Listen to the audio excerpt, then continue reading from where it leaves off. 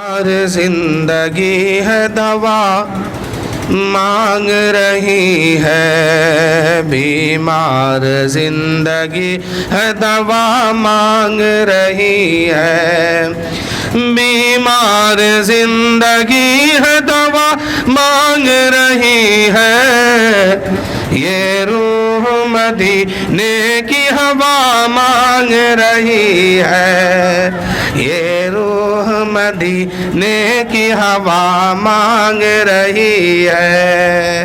آپ تھوڑا ادھر آئیے تو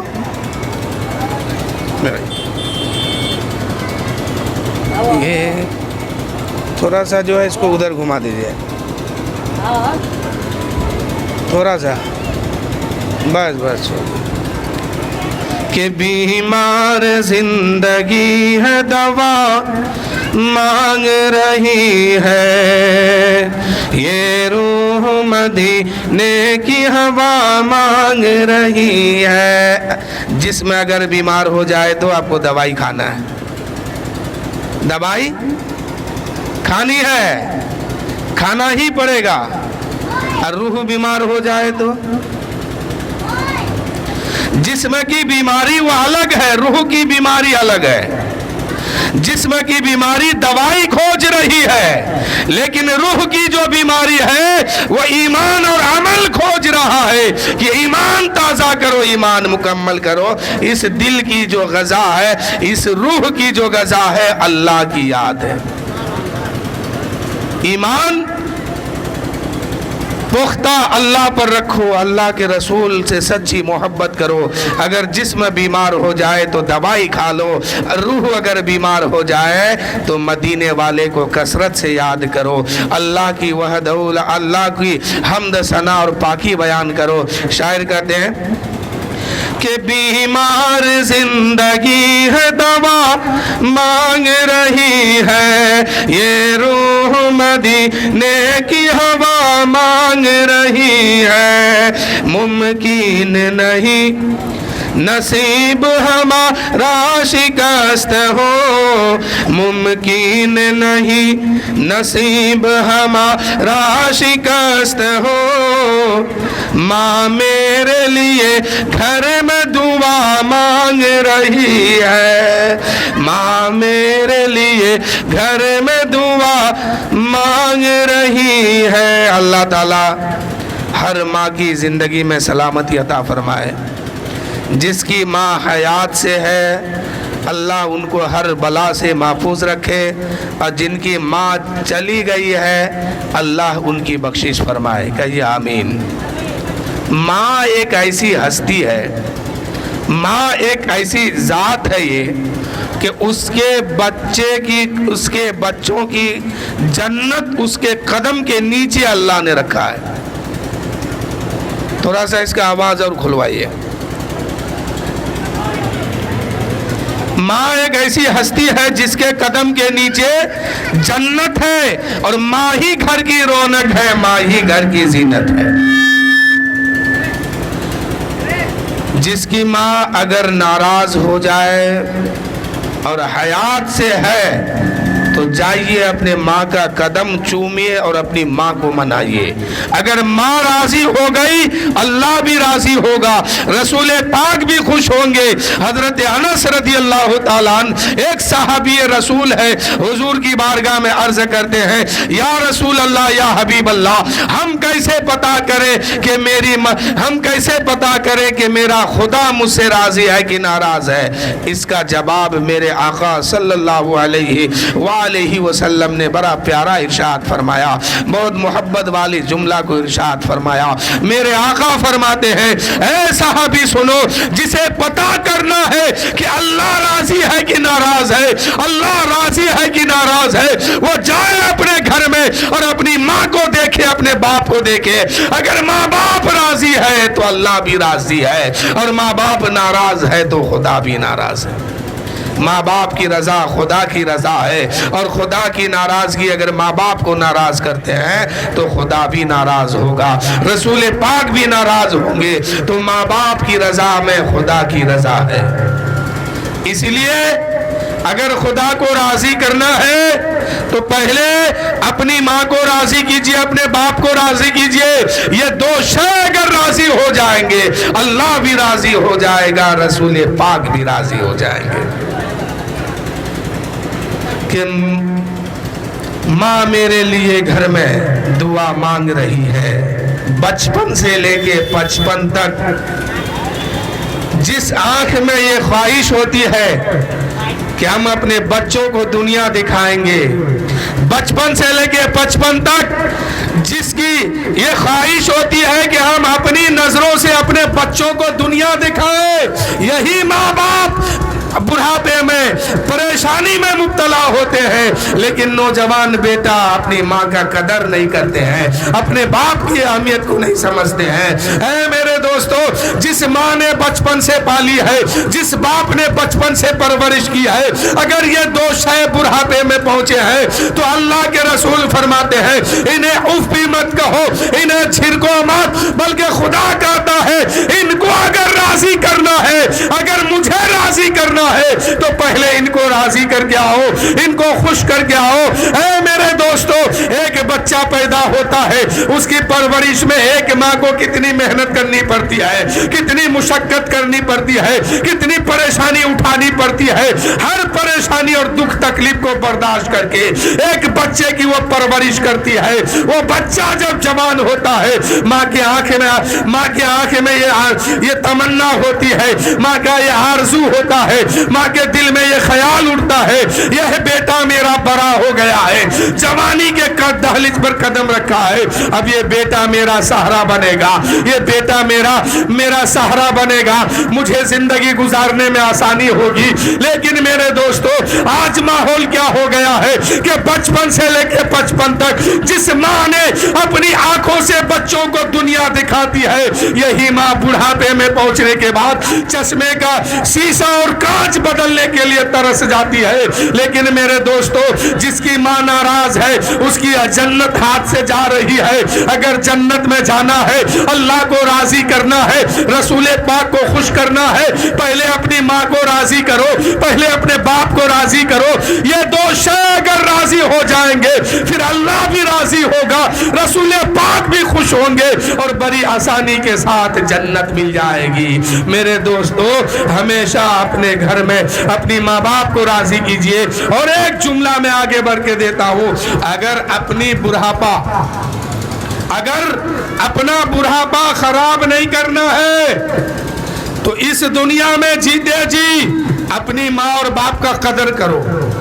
جو اولاد اپنی ماں کا قدر نہیں کرتا ہے, اپنے باپ کا قدر نہیں کرتا ہے, یہ اولاد جب بڑھاپے میں پہنچتا ہے پھر اس کے ساتھ بھی یہی معاملہ ہوتا ہے.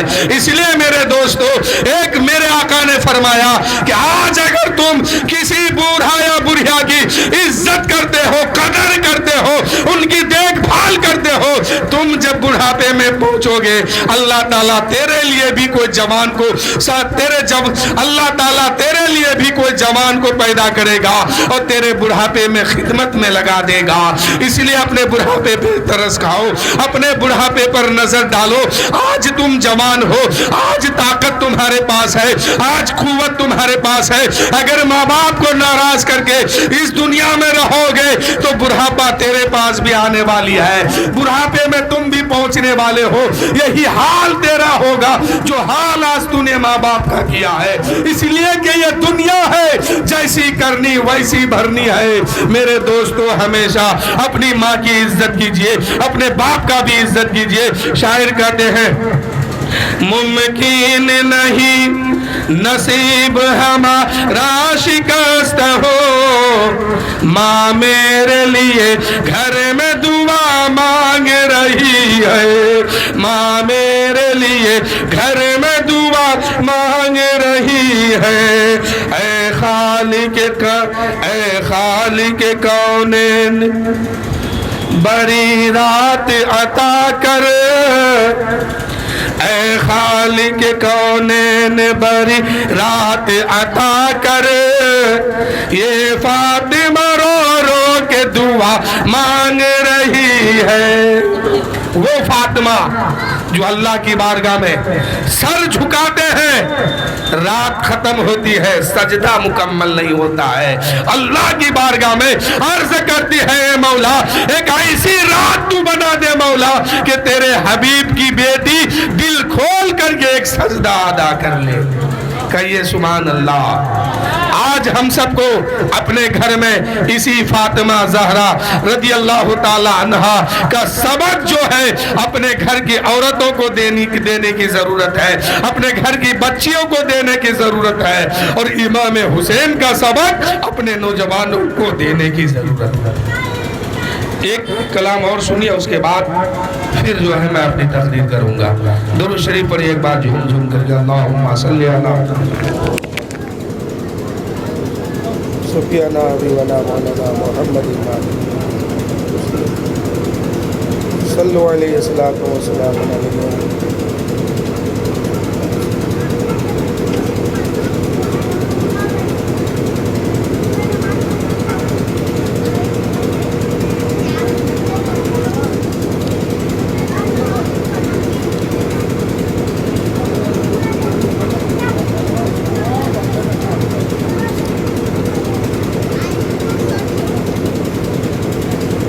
ایک بار اور درود شریف پڑھیے، اللہم صلی علی سیدنا سیدنا مولانا محمد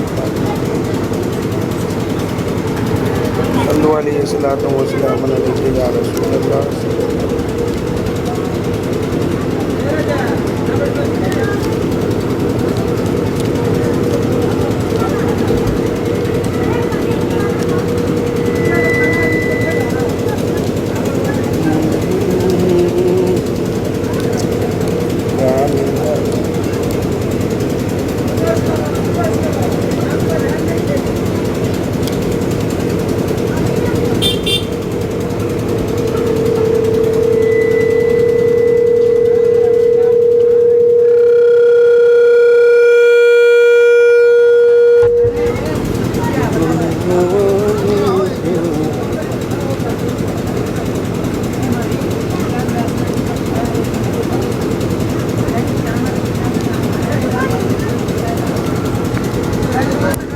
ایک بار اور درود شریف پڑھیے، اللہ رب محمد صلی اللہ علیہ وسلم ونحن عباد محمد صلی اللہ علیہ وسلم علی ذبیہ وعلیہ ابد الدہر وکرمہ۔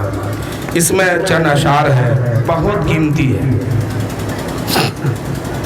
کہ ہے کام مسلمہ کا نفرت کو مٹا دینا، ہے کام مسلمہ کا نفرت کو مٹا دینا، ہے کام مسلمہ کا نفرت کو مٹا دینا، ایک پیار محبت کا ماحول بنا دینا۔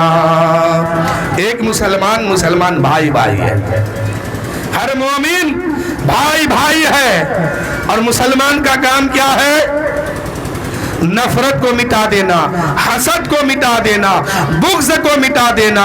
جس دل میں کینہ رہتا ہے، جس دل میں حسد رہتا ہے، جس دل میں بغض رہتا ہے، اللہ اس کا کوئی عمل قبول نہیں کرتا ہے۔ اس لیے اپنے عمل کو اللہ کی بارگاہ میں قبول کرانا چاہتے ہیں تو بحیثیت مسلمان اپنے دل کو صاف کیجئے، اپنے دل کو کینہ اور حسد سے پاک کیجئے، اپنے دل کو پاک کیجئے بغض سے، اور پاک صاف رکھیے۔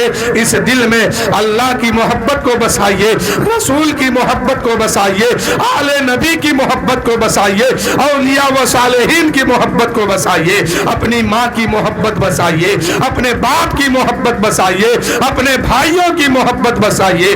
بھائی کا نام آیا تو مجھے ایک جملہ یاد آیا، آج مسلمان بھائی بھائی میں پریشان ہے، بھائی بھائی میں لڑنے لگے ہیں، کبھی زمین کے نام پر، کبھی جائیداد کے نام پر، پر, کبھی کسی اور معاملے میں. ایک بھائی دوسرے بھائی سے نفرت کیا ہوا ہے, ایک بھائی دوسرے بھائی کو مارنے کے لیے تلا ہوا ہے, ایک بھائی دوسرے بھائی پر کیس کیا ہوا ہے. لیکن نہیں میرے دوستو, جس باپ کا بیٹا یہ ہے اسی باپ کا بیٹا وہ ہے. جتنا حق اس کو ہے اتنا حق اس کو بھی ہے. بھائی بھائی میں نفرت نہیں ہونی چاہیے, محبت ہونی چاہیے. جب ایک بھائی دوسرے سے محبت کرتا ہے تو میرے دوستو ان کی ماں کی روح بھی مچلتی ہے, باپ کا بھی روح مچلتی ہے. میرے دوستو آج بھائی بھائی میں پریشانی اتنی بڑھ گئی ہے. ایک بھائی کے گھر میں شادی ہے, دوسرے بھائی جو ہے اپنا چہرہ تک بھائی کا چہرہ تک رہا ہے کہ ہو سکتا ہے میرا بھائی شادی کا کارڈ لے کے آئے گا, مجھے بھی دعوت دے گا. لیکن دوسرے بھائی کا ماحول یہ ہوتا ہے, معاملہ یہ ہوتا ہے, پورے گاؤں کو دعوت دے کے بلا لیتا ہے, پورے گاؤں کو دسترخوان کے پر بیٹھا کے کھانا کھلا دیتا ہے. لیکن اپنے بھائی کو پوچھتا نہیں ہے, اپنے رشتہ داروں کو پوچھا ہے لیکن اپنا سگا بھائی کو چھوڑ دیا ہے, ان کے آل اولاد کو چھوڑ دیا ہے. میرے دوستو ایسا نہیں ہونا چاہیے. مسلمان کا کام ہے اپنے بھائی سے بھی محبت رکھو, اپنی بہن سے بھی محبت رکھو, اپنے رشتہ دار سے بھی محبت رکھو, اور ایک مسلمان دوسرے مسلمان سے محبت کرو. کہ ہے کام مسلمان کا نفرت کو مٹا دینا, ایک پیار محبت کا ماحول بنا دینا. اور ایک شعر سنیے کہ جس پیٹ پہ پتھر ہو بھولو نہ سبب اس کا, جس پیٹ پہ پتھر ہو بھولو نہ سبب اس کا, جس پیٹ پہ پتھر ہو بھولو نہ سبب اس کا, بھوکا ہو پڑوسی تو چپکے سے کھلا دینا, بھوکا ہو پڑوسی تو چپکے سے کھلا دینا. کھانے سے پہلے اسلام کہتا ہے اپنے پڑوسیوں پر نظر ڈالو, دیکھو کہ کوئی بھوکا تو نہیں سویا ہے, کوئی پیاسا تو نہیں ہے, کوئی پریشانی میں مبتلا تو نہیں ہے. اگر پڑوسی بھوکا ہے پہلے روٹی اس کے گھر میں پہنچاؤ, تب بعد میں کھانے کا حکم ہے. سمجھ گئے؟ یہ نبی کی سنت ہے کہ پہلے پڑوسیوں کو دیکھو. میرے نبی جو ہے پیٹ میں پتھر باندھ کے رکھتے ہیں لیکن پڑوسیوں کو کھانا کھلا دیتے ہیں, غلاموں کو کھانا کھلا دیتے ہیں, صحابہ کو کھانا کھلا دیتے ہیں. شاعر کہتے ہیں کہ جس پیٹ پہ پتھر ہو بھولو نہ سبب اس کا, بھوکا ہو پڑوسی تو چپکے سے کھلا دینا, بھوکا ہو پڑوسی تو چپکے سے کھلا دینا. اور ایک شعر ماں کے تعلق سے سنیے کہ ماں باپ کی خدمت میں جنت کی ضمانت ہے. میں نے شروع میں کہا تھا اللہ راضی ہوتا ہے, اللہ کو راضی کرنا ہے تو پہلے اپنی ماں کو راضی کرو, اپنے باپ کو راضی کرو. اگر ماں باپ ناراض ہوں گے پھر کوئی عمل قبول نہیں ہوگا. نماز پڑھتے رہیے, روزہ رکھتے رہیے, زکوٰۃ دیتے رہیے. اگر گھر میں ماں ناراض ہے, باپ ناراض ہے, ماں باپ کو تکلیف پہنچاتے ہیں, نہ نماز قبول ہوگی, نہ روزہ قبول ہوگا, نہ صدقہ قبول ہوگا, نہ کوئی عمل قبول ہوگا. اپنے عمل کو اللہ کی بارگاہ میں قبول کرانا ہے تو پہلے اپنی ماں کو راضی کرو, باپ کو راضی کرو. ماں باپ ناراض ہوں گے خدا بھی ناراض ہوگا, ماں باپ راضی ہوں گے خدا بھی راضی ہوگا. ماں باپ کی رضا میں خدا کی رضا ہے, ماں باپ کی ناراضگی میں خدا کی ناراضگی ہے. کہ ماں باپ کی خدمت میں جنت کی ضمانت ہے، ماں باپ کی خدمت میں جنت کی ضمانت ہے، تم ان کو خفا کر کے جنت نہ گوا دینا۔ آج لوگ دنیا کو راضی کر لیتے ہیں، رشتہ داروں کو راضی کرتے ہیں، دوست احباب کو راضی کرتے ہیں، بہت اچھی بات ہے یہ، لیکن ان کو راضی کرنے سے پہلے اپنی ماں کو راضی کیجئے، اپنے باپ کو راضی کیجئے۔ جو پیسہ دوستوں میں خرچ کرتے ہیں اچھی بات ہے خرچ کرنا، لیکن دوستوں پر خرچ کرنے سے پہلے اسلام کہتا ہے کہ اپنی ماں پر خرچ کرو، اپنے باپ پر خرچ کرو، صدقہ کرنے سے پہلے اپنی ماں پر خرچ کرو، اپنے باپ پر خرچ کرو، رشتہ داروں پر خرچ کرنے سے پہلے اپنی ماں باپ پر خرچ کرو۔ آج کیا ہوتا ہے، دوستوں کو چائے پلاتے ہیں، دوستوں کو پان کھلاتے ہیں، دوستوں کو گٹکا کھلاتے ہیں، دوستوں کو ناشتہ کراتے ہیں، اور اس کے گھر میں اس کی بوڑھی ماں ایک روٹی کھانے کے لیے ترس رہی ہے، دوائی کے لیے پریشان ہے، دوائی کے لیے وہ تڑپ رہی ہے، ماں بیمار ہے، دوائی نہیں آ رہی ہے، ماں پریشان ہے، روٹی ٹھیک سے نہیں کھلا رہے ہیں، اور وہ لوگ اپنی شان کو برقرار رکھنے کے لیے، عزت کمانے کے لیے دوستوں پر بازار میں خرچ کرتے ہیں، رشتہ داروں پر خرچ کرتے ہیں۔ نہیں میرے بھائی، دوستوں پر بعد میں خرچ کرو، رشتہ داروں میں بعد میں خرچ کرو، پہلے ماں پر خرچ کرو، پہلے باپ پر خرچ کرو۔ ماں باپ سے پوچھو، اے میری ماں آج تجھے کس چیز کی ضرورت ہے، آج تجھے کون سی چیز چاہیے۔ میرے دوستو یہ عجیب معاملہ ہے، ایک ماں جو ہے دوائی کے لیے ترس رہی ہے بڑھاپے میں، ایک ماں کا 4 بیٹا ہے، چاروں بیٹے کو ایک ماں تنہا پالی تھی اکیلے، لیکن وہی ماں جب بڑھاپے میں پہنچتی ہے اب ماں ترس رہی ہے کھانے کے لیے، ماں ترس رہی ہے دوائی کے لیے، ماں زندگی مشکلوں میں گزارتی ہے، کیوں؟ دوائی کی ضرورت ہے۔ بڑا بیٹا کہتا ہے دوسرا بیٹا دے گا، دوسرا بیٹا کہتا ہے تیسرا لائے گا، ماں بھوکی ہے، چھوٹا بیٹا کہتا ہے بڑا بیٹا دے گا، اسی کشمکش میں ماں پریشانی میں مبتلا ہو جاتی ہے۔ یہ کیسی کم عقل کی بات ہے، ایک ماں جو ہے 4 بچے کو خوشی پال لیتی ہے، لیکن 4 بیٹا مل کر کے ایک ماں کی پرورش نہیں کر پاتا ہے، ایک ماں کو کھانا نہیں صحیح سے دے پاتا ہے، ایک ماں کو صحیح سے دوائی نہیں دے پاتا ہے۔ اس لیے میرے دوستو ہر معاملے سے پہلے اپنی ماں کو راضی کرو، اپنے باپ کو راضی کرو، یہ دونوں راضی ہو جائیں گے تو سمجھو کہ بیڑا پار ہو جائے گا۔ اب ایسا نہیں کہ ان کو راضی کرنے کے چکر میں نماز چھوڑ دو، روزہ چھوڑ دو، زکوٰۃ چھوڑ دو، ایسا نہیں، جو مسئلہ لاگو ہوتا ہے سب پر عمل کرو، لیکن پہلے ماں باپ کو راضی کرو۔ ماں باپ کو راضی کر کے نماز پڑھو گے، اللہ سجدے کو بھی قبول فرمائے گا، رکوع کو بھی قبول فرمائے گا، زکوٰۃ دو گے اللہ اس زکوٰۃ کو بھی قبول فرمائے گا، جو بھی عمل کرو گے یقیناً اللہ تعالیٰ قبول فرمائے گا، اللہ کی ذات سے یہ امید ہے۔ کہ ماں باپ کی خدمت میں جنت کی ضمانت ہے، تم ان کو خفا کر کے جنت نہ گوا دینا، تم ان کو خفا کر کے جنت نہ گوا دینا۔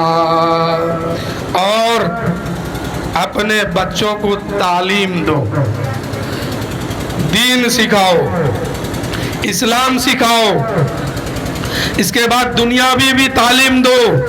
ایسا نہیں کہ خالی دین سکھا کے رکھ دو، نہیں، دنیاوی بھی تعلیم اس کو دو تاکہ دنیا کے ساتھ وہ قدم ملا کے چل سکے۔ آج یہی وجہ ہے، تعلیم نہیں ہے تو ہم لوگ پریشان ہیں۔ تعلیم کی بہت سخت ضرورت ہے، دین بھی پڑھاؤ دنیا بھی پڑھاؤ، دونوں کو حاصل کرو، دونوں کی ضرورت ہے، لیکن پہلے علم دین حاصل کرو۔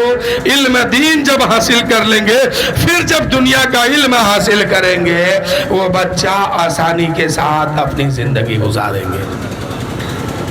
اور اپنے بچے کو جب اسلام سکھاؤ گے تو کیا فائدہ ہوگا کہ بڑوں کے ساتھ کیسے بولنا ہے، کیسے بات کرنی ہے، کیا کہنا ہے، کس موڑ پر کیا بولنا ہے، ان باتوں کو بولنے کا سلیقہ اس کے اندر پیدا ہوگا۔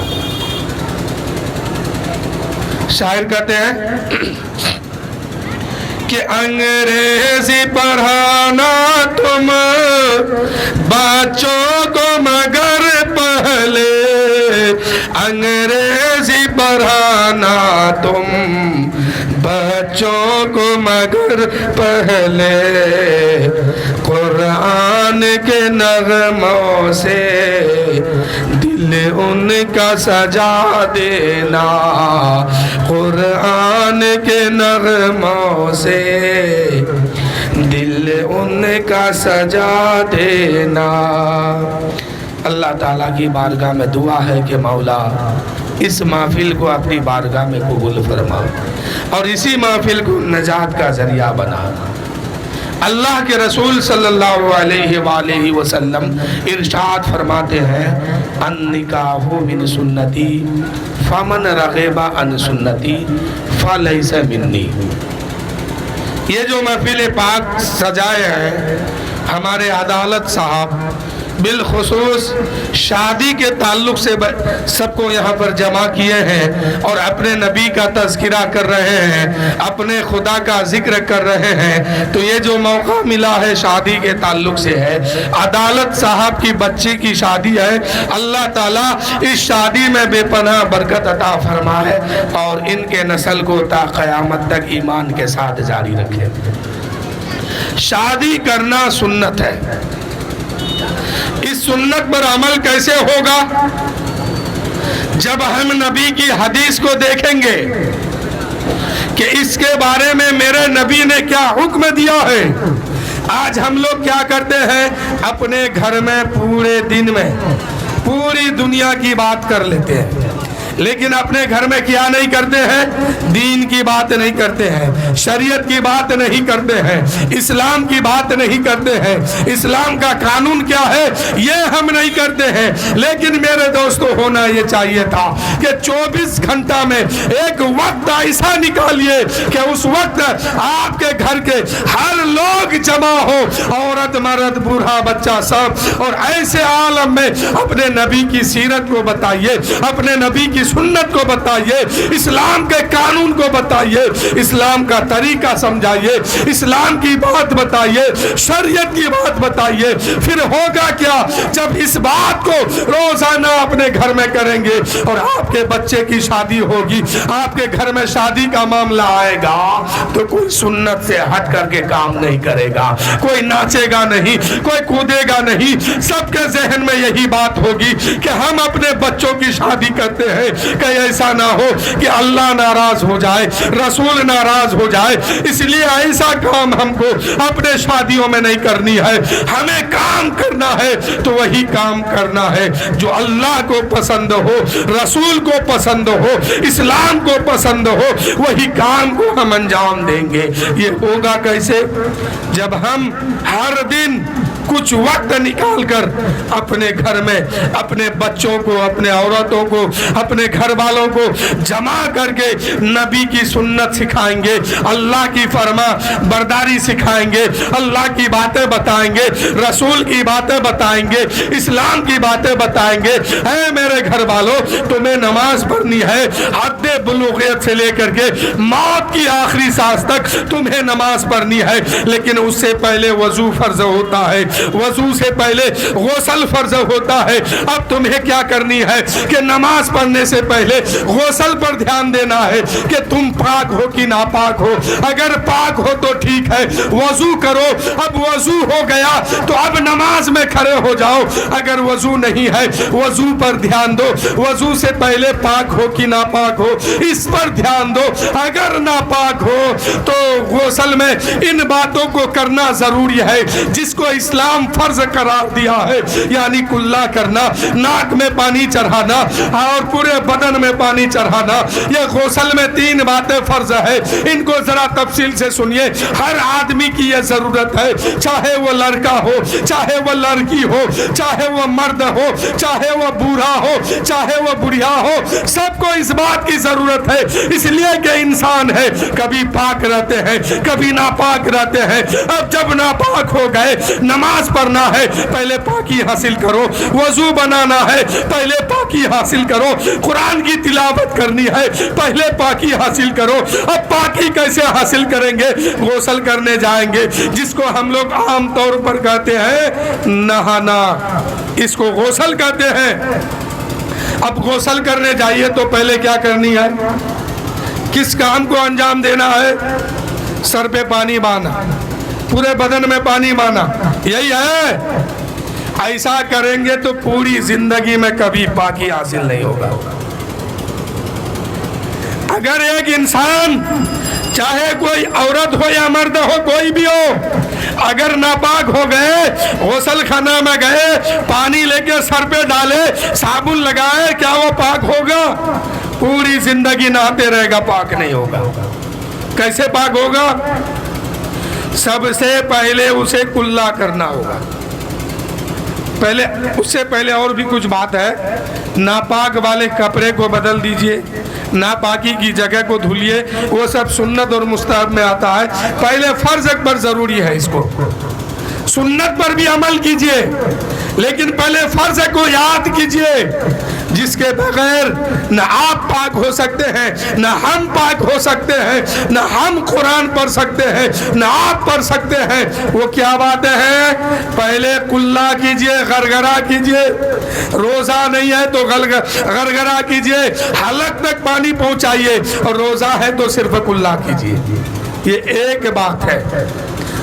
اور غسل میں 3 بات ہے. دوسری بات کیا ہے؟ ناک کے نرم ہڈی تک پانی بہائیے, خلال کیجئے. تیسری بات, پورے بدن پر پانی بہائیے. اگر جسم میں ایک بال کے برابر بھی اگر سوکھا رہ گیا تو پاکی حاصل نہیں ہوگا, پاکی حاصل نہیں ہوگی. پاکی حاصل کرنے کے لیے اب پورے جسم کو پاک کرنا ہوگا, پانی بہانا ہوگا, تب جا کے غسل کا فرض ادا ہوگا. اب بندہ پاک ہو گیا. یہ باتیں کہاں سے سیکھیں گے؟ آپ کو اپنے گھر میں اس بات کو بتانے کی ضرورت ہے. اب انداز کیا ہوگا بتانے کا؟ پورے دن میں 24 گھنٹہ میں 5, 10 منٹ, 20 منٹ ایسا وقت نکالیے کہ اس میں آپ کی ماں ہو, باپ ہو, دادا ہو, بھائی ہو, رشتہ دار ہو, بیٹی ہو, بہن ہو, بیوی ہو, عورت ہو, مرد ہو, سب کو اکٹھا جمع کرو. اور زیادہ نہیں, ایک دن میں اسلام اور شریعت کی 2 باتیں ان کو سکھاؤ. 1 سے 2, زیادہ سکھائیں گے تو وہ بھول جائیں گے. ایک بات آج سکھائیے, کل دوسری بات سکھائیے, تیسری بات پرسوں سکھائیے. سکھاتے سکھاتے کبھی شادی کے بارے میں سکھائیے, کبھی وضو کے بارے میں سکھائیے, کبھی نماز کے بارے میں سکھائیے, کبھی روزے کے بارے میں سکھائیے. جب ان باتوں کو اپنے گھر میں روزانہ کریں گے, اسلام آپ کے گھر میں چمکتا ہوا نظر آئے گا, اور سارے لوگ جو ہے شریعت پر عمل کر کے اپنی زندگی گزاریں گے.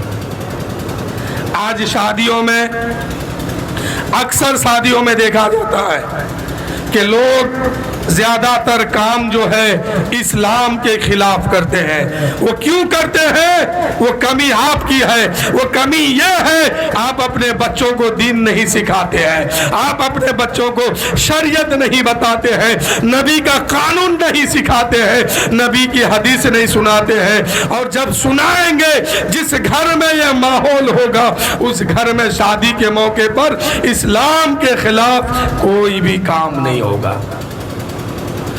شادی کرنا ایک سنت ہے, وہ بھی پسندیدہ عورتوں کے ساتھ, اور عورتوں کو بھی حکم ہے کہ پسندیدہ مرد کے ساتھ. شادی ایک سنت, یہ عمل ہے. اور اس سے انکار بھی نہیں کرنی ہے. جو جس منزل میں ہے ویسے ہی شادی کا مسئلہ اس پر لاگو ہوتا ہے. لیکن میرے دوستو، آج لوگ پوچھتے ہیں بچی کی شادی کے لیے، بیٹی کی شادی کے لیے کہ ہم لڑکا دیکھنے جا رہے ہیں، کون چیز اس کے اندر دیکھے، کیا خوبی اس کے اندر دیکھے، ہے نا؟ آپ لوگ بھی دیکھتے ہیں، ہم لوگ بھی دیکھتے ہیں. کیا خوبی دیکھنی ہے جانتے ہیں آپ لوگ؟ ساری خوبیوں کو پیچھے رکھو، پہلے دیکھو کہ وہ بندہ، وہ شخص اللہ سے ڈرنے والا ہے کہ نہیں، رسول سے ڈرنے والا ہے کہ نہیں، سنت پر عمل کرنے والا ہے کہ نہیں. جب یہ خوبی اس کے اندر پاؤ تو اپنی بچی کی شادی شوق سے کرو، اس لیے کہ جو اللہ و رسول سے ڈرنے والا ہوگا وہ ماں کا بھی حق سمجھے گا، باپ کا بھی حق سمجھے گا، بیوی کا بھی حقوق کو سمجھے گا، رشتہ داروں کا بھی حق سمجھے گا. تو شادی سے پہلے چاہے لڑکا ہو یا لڑکی ہو، دونوں میں تلاش کیا کیجئے کہ اللہ سے ڈرنے والے ہیں کہ نہیں، اللہ سے محبت کرنے والے ہیں کہ نہیں. جب یہ خوبی اس کے اندر پائیے تو بڑی شوق سے شادی کیجئے، نکاح کیجئے. انشاءاللہ ایسے جوڑوں میں اللہ تعالیٰ برکت بھی عطا فرمائے گا اور کامیابی بھی دے گا. تو نکاح کرنا سنت ہے. آج لوگ سنت پر عمل کرتے ہیں، نکاح کرتے ہیں، گھر لاتے ہیں. نکاح کے بعد کچھ دن گزرتا ہے، پریشانی شروع ہو جاتی ہے. کیوں؟ لوگ پہنچتے ہیں مولانا کے پاس، تعویذ دیجئے، جس دن سے بیٹا شادی کر کے آیا ہے بیٹا کا دماغ گھوم گیا ہے، اب ہم لوگوں کو نہیں دیکھتا ہے، ہم لوگوں کو نہیں پوچھتا ہے. آخر کیوں ہوتا ہے ایسا؟ غلطی بیٹے کی نہیں، گارجین کی ہے، مالک کی ہے. وہ کیسے کہ شادی سے پہلے دنیا دیکھا تھا، دولت دیکھا تھا، عزت اور شہرت دیکھا تھا، خاندان دیکھا تھا، لیکن سنت مصطفیٰ نہیں دیکھا تھا. یہی وجہ ہے کہ پریشانی میں مبتلا ہے. اللہ کے رسول فرماتے ہیں شادی کرو، میری پسندیدہ یہ سنت ہے. اب اس سنت پر کیسے عمل ہوگا؟ اللہ کے رسول فرماتے ہیں شادی 4 چیزوں کی بنیاد پر ہوتی ہے. کئی چیز بولیے آپ لوگ بھی؟ 4 چیز. کبھی بھی اپنے بچوں کی شادی کرائیے تو کیا دیکھنی ہے؟ 4 چیز لوگ دیکھتے ہیں، لیکن ان 4 چیزوں میں سب سے خوبصورت چیز کیا ہے؟ سب سے اچھی چیز کیا ہے؟ سب سے اچھی بات کیا ہے؟ جانتے ہیں آپ لوگ؟ اللہ کے رسول فرماتے ہیں لوگ شادی کرتے ہیں، کوئی حسن دیکھتا ہے، کوئی دولت دیکھتا ہے، کوئی خاندان دیکھتا ہے. 3 چیزیں ہو گئی. حضور فرماتے ہیں کہ 4 چیز کی بنیاد پر شادی کرتے ہیں لوگ پہلے خاندان دیکھتے ہیں کہ اونچا خاندان کے ہے کہ نہیں، حسن دیکھتے ہیں خوبصورت ہے کہ نہیں، دولت دیکھتے ہیں کہ دولت والے ہیں کہ نہیں. لیکن اللہ کے رسول صلی اللہ علیہ وآلہ وسلم نے ارشاد فرمایا کہ پہلے دین دیکھو کہ دینداری ہے کہ نہیں،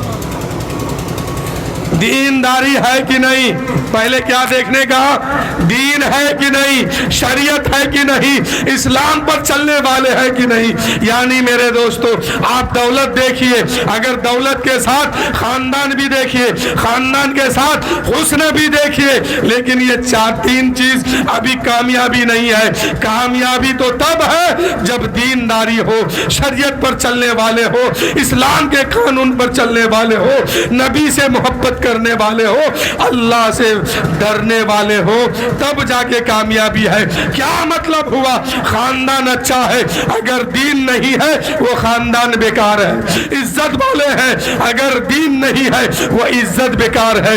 حسن ہے دین نہیں ہے وہ حسن بیکار ہے. ہاں اگر خاندان ہے ساتھ میں دین بھی ہے تو وہ خاندان اچھا ہے. حسن ہے ساتھ میں سنت بھی ہے وہ حسن اچھا ہے. اور اگر دولت ہے سنت مصطفیٰ پر عمل بھی ہے تو وہ دولت بھی اچھی ہے. تو میرے دوستو ان چار چیزوں میں میرے نبی نے فرمایا کہ دینداری پر دیکھو. میرے نبی نے دینداری پر توجہ دیا ہے. تو ہم سب کو کیا دیکھنی ہے؟ پہلے دینداری دیکھیے. اگر دین پر چلنے والا ہوگا وہ شرابی نہیں ہوگا. دین پر چلنے والا ہوگا وہ جوا کھیلنے والا نہیں ہوگا. آج اکثر لوگ جو ہے بھٹک جاتے ہیں اور یہ پریشانی میں مبتلا ہوتے ہیں اور کہتے ہیں کہ شادی کے بعد پھنس جاتے ہیں. پھنستے کیسے ہیں کہ آپ سنت پر نہیں عمل کرتے ہیں, نبی کے فرمان کو نہیں دیکھتے ہیں. میرے دوستو نبی کی سنت دیکھو کہ میرے نبی کی سنت کیا ہے اور کیسے ہم کو شادی کرنے کا حکم دیا ہے. جب اس انداز سے کرو گے تو لڑکا بھی اچھا ہوگا, لڑکی بھی اچھی ہوگی, اور دونوں جب دیندار ہوں گے تو ان کا نسل بھی اچھا ہوگا, ان کی نسل بھی اچھی ہوگی. تو میرے دوستو ہمیشہ یاد رکھیے کہ ہم اپنے بچوں کی شادی کریں گے, خاندان بعد میں دیکھیں گے, رشتہ داری بعد میں دیکھیں گے, دولت بعد میں دیکھیں گے, عزت بعد میں دیکھیں گے, شہرت بعد میں دیکھیں گے, حسن بعد میں دیکھیں گے. پہلے دیکھیں گے کہ وہ اسلام پر چلنے والے ہیں کہ نہیں ہے, نبی سے محبت کرنے والے ہیں کہ نہیں ہے, نبی کی شریعت پر چلنے والے ہیں کہ نہیں ہے. جب ایسی لڑکی ملے, ایسا لڑکا ملے تو پھر خوشی سے شادی کیجئے. اس لیے کہ جو نبی سے محبت کرنے والا ہوگا, اللہ سے ڈرنے والا ہوگا, وہ شرابی نہیں ہوگا, وہ جواری نہیں ہوگا, آپ کی بیٹی کو کبھی تکلیف نہیں دے گا, آپ کی بیٹی کو کبھی پریشانی نہیں ہوگی. اس لیے ہم تمام کو اس بات پر عمل کرنے کی ضرورت ہے کہ ہم لوگ اپنے نبی کی سنت پر عمل کر کے اپنے بچوں کی شادی کرے اور اپنے بچوں کا نکاح کرے. اور نکاح کرنے کے وقت وہاں بغل میں کچھ نمازیوں کو رکھیے تاکہ قاضی خان جب ایجاب قبول کرا لے اور اللہ کی بارگاہ میں ہاتھ اٹھائے کہ مولا یہ جو لڑکا لڑکی تیرے نبی کی سنت پر عمل کر کے نکاح کیا ہے, مولا اس نکاح میں برکت عطا فرما. ادھر نمازی آمین کہہ دیں گے, انشاءاللہ وہ دعا قبول ہوگی, وہ شادی میں رنگ آئے گا اور یہ نسل جو ہے تا قیامت تک ایمان کے ساتھ چلے گا, ایمان والے ہوں گے. تو میرے دوستو کیا کرنا ہے کہ نکاح کے وقت پاک صاف لوگوں کو وہاں رکھیے تاکہ یہ لوگ وہاں پر آمین کہیں, اور جب یہ لوگ آمین کہیں گے انشاءاللہ دعا قبول ہوگی. شاعر کہتے ہیں کہ جنت میں مکان اپنا بناتے ہیں نمازی, مسجد میں بڑے شوق سے جاتے ہیں نمازی, معبود بھی خوش ہوتا ہے محبوب بھی راضی, سجدے کے لیے سر کو جھکاتے ہیں نمازی. نماز پڑھیے گا نا, نماز پڑھیے, نماز کے بغیر کوئی چارہ وہاں چلنے والا نہیں ہے, ایک قدم بھی آگے نہیں بڑھ پائیں گے. اس لیے نماز پڑھیے, نمازی بنیے. اور شادیوں میں ان باتوں کو ضرور دھیان میں رکھیے کہ ہماری شادی میں یا ہم سب کے گھر میں جو شادی ہوتی ہے اس شادی میں سنت کے خلاف کوئی کام نہ ہو. اذان ہو رہی نا.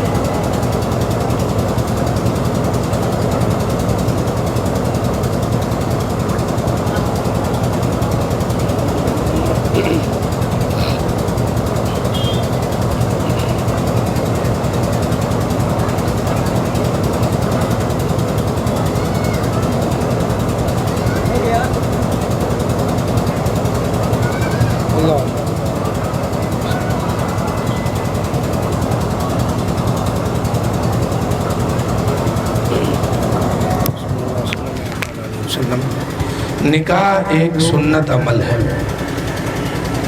और निकाह सुकून भी है, लेकिन बरकत क्यों नहीं होती है? ये जो नाच गाना बाजा डीजे जो हम लोग कर लेते हैं, आप लोग कर लेते हैं, यही सारी बरकत को ख़त्म कर देता है। इसलिए हमें अपने बुजुर्गान दीन को देखनी है, साहबा की जमात को देखनी है, नबी की सुन्नत पर अमल करनी है कि हमें क्या अंदाज है दिया है, मेरे नबी की सुन्नत क्या कहती है, इस्लाम क्या तरीका दिया है कि सुन्नत पर अमल करके निकाह करो ताकि इस शादी में बरकत भी हासिल हो, इस शादी में अल्लाह बरकत नाजिल फरमा दे। तो मेरे दोस्तों, अल्लाह के रसूल सल्लल्लाहु अलैहि वसल्लम इरशाद फरमाते हैं, अन निकाहु मिन सुन्नती फमन रग़िबा अन सुन्नती फलैसा मिन्नी। ऐ लोगों, निकाह करो, निकाह करना मेरी पसंदीदा सुन्नत है। अब इस सुन्नत में हम सबको चाहिए कि नेक लोगों को शामिल करें, लेकिन आज लोग नेक लोगों को छोड़ छाड़ के शराबी जुआरी को ज़्यादा शामिल करते हैं। लेकिन मेरे दोस्तों, बहैसियत मुसलमान को शराब कभी नहीं पीनी है, ये हराम है उसके लिए। जुआ नहीं खेलनी है, ये हराम है उसके लिए। लेकिन हमने देखा है शादी में लोग जाते हैं, रात भर वहाँ रुक करके जुआ खेलते हैं, फिर बरकत कहाँ से होगी? ऐसे लोगों को शामिल क्यों किया? एक बाप को इस बात की जरूरत है कि वो खुलेआम ऐलान करे कि मेरे बच्चों की शादी में बाराती जो बनेगा वो कोई जुआरी नहीं होगा बल्कि नमाजी होगा, वो दीनदार होंगे और यहाँ से लेके लड़की के घर तक नबी पर दुरूद व सलाम पढ़ते हुए जाएंगे। और वहाँ जब निकाह होगा काजी खां निकाह पढ़ाएंगे, और जब कबूल कराने के बाद काजी खां अल्लाह की बारगाह में दुआ के लिए हाथ उठा देंगे, तो इधर काजी खां कहेंगे मौला इन दोनों की जोड़ियों को सलामत रखना, इधर नमाजी दुआ करेंगे, यकीनन वो दुआ कबूल होगी और उस शादी में बरकत भी होगी, उस शादी में रंग भी लाएगा। इसलिए मेरे दोस्तों, हम तमाम पर इस बात की हम तमाम को इस बात पर अमल करना ज़रूरी है कि हम चाहे बाप हो या भाई हो या रिश्तेदार हो, हर वक्त अपने नबी की सुन्नत पर अमल करके अपने रिश्तेदार, अपने बच्चों, अपने ख़ानदान में जिसकी भी शादी है उस पर निकाह सुन्नत के मुताबिक कराइए और अमल करके सुन्नत में अमल करके अपने बच्चों की शादी कराइए। अल्लाह ताला की बारगाह में दुआ है कि मौला कल जिस लड़की और लड़का का शादी होने वाली है, मौला तो गैब से मदद अता फरमा और सुन्नत मुस्तफ़ा पर अमल करके निकाह करने की तौफीक अता फरमा। और मौला इनकी जोड़ी को सलामत रखना और इनके नस्ल को ता क़यामत तक ईमान के साथ जारी व सारी अता फरमा। वाखिरु दवाना अल्हम्दुलिल्लाहि रब्बिल आलमीन। सब कोई मिलके पढ़िए ला इलाहा इल्लल्लाह मुहम्मदुर रसूलुल्लाह सल्लल्लाहु तआला अलैहि व आलिहि वसल्लम। आइए सलातो सलाम लीजिए।